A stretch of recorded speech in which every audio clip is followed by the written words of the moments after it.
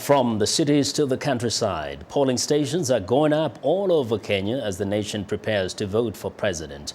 Monday's poll is expected to be a close contest between Prime Minister Raila Odinga and one of his deputies, Uhuru Kenyatta.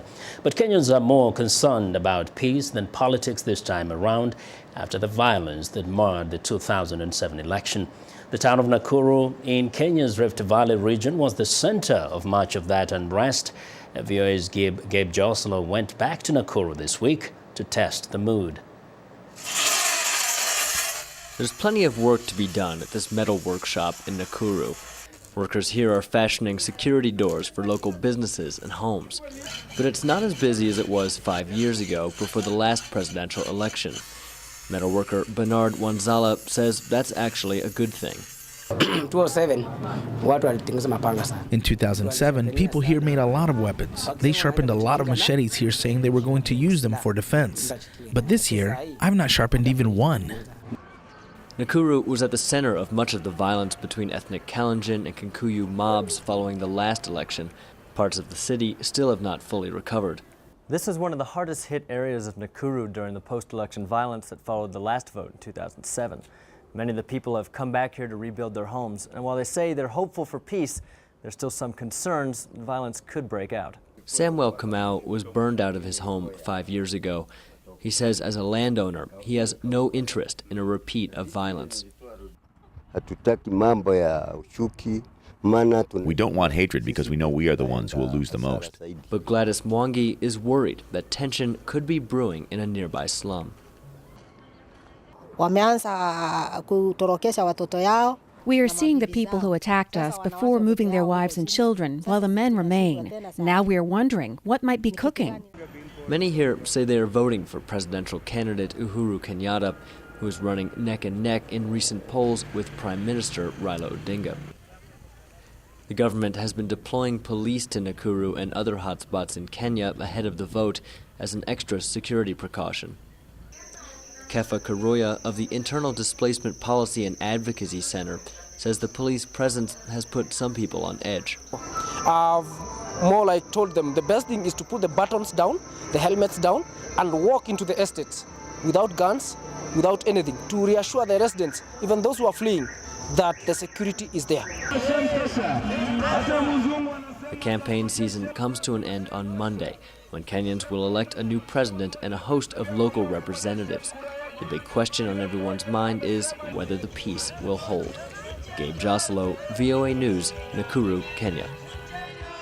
Well, joining me now is Kimberly Tilock, based in Nairobi as Kenya Country Director for Global Communities. Kim is in D.C. this week to discuss the potential for electoral violence in Kenya. Welcome, Kimberly.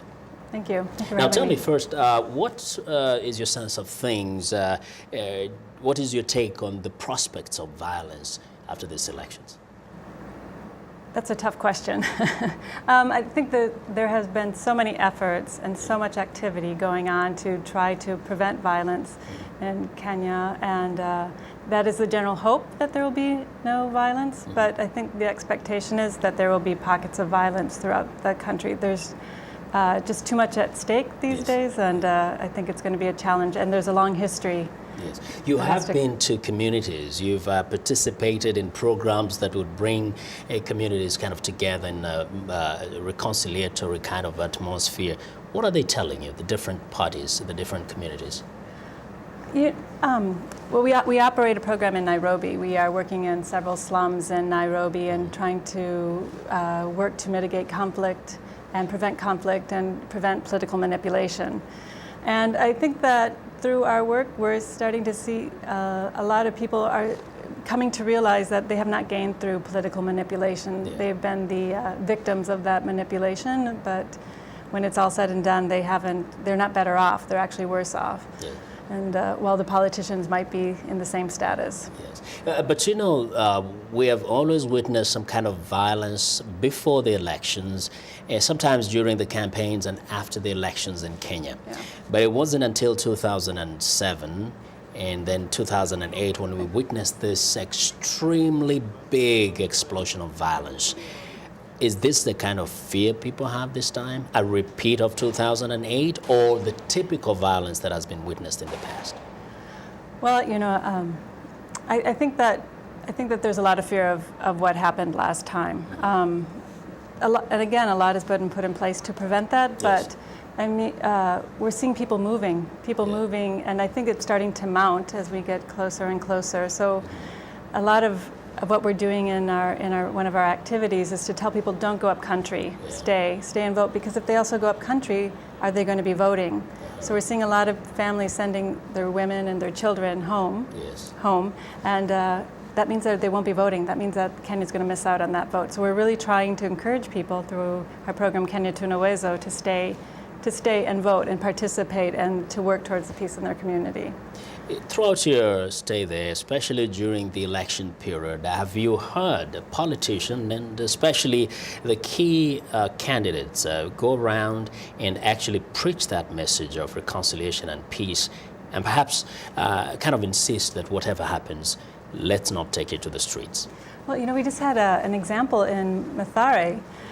Two politicians, one from TNA, which is Kenyatta's party, and one from ODM, which is Odinga's party, the two presidential candidates you were mentioning, were coming together and came out of their vehicles and shook each other's hand and had a conversation. And I think the community really appreciated that people can work together and that there is intention. So I think we are starting to see some politicians preaching peace. We had Ruto and Odinga pledging just last weekend. Last Sunday. Exactly, pledging not to have have no retaliation and to have it peacefully. So I think there's a lot of words out there, but it's, you know, it's see if they can talk the talk after they walk the walk after they talk the talk, or however that saying is. Yeah. Exactly. We'll be watching them closely.